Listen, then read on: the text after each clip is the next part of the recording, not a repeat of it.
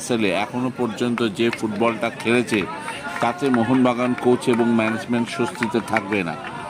বিশেষ করে তাদের ব্রাজিলিয়ান ফ্রাঙ্কা এবং আর্জেন্টিনার অ্যালেক্সিস দুর্দান্ত।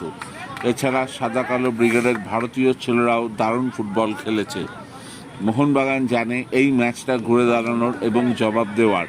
নিজেদের যাবতীয় ভুল ত্রুটি শুধরে নিয়ে ডিমি, ম্যাকলারেন, কামিন্সরা সেদিন ঘুরে দাঁড়াতে পারেন কিনা সেদিকেই চোখ থাকবে মোহন জনতার।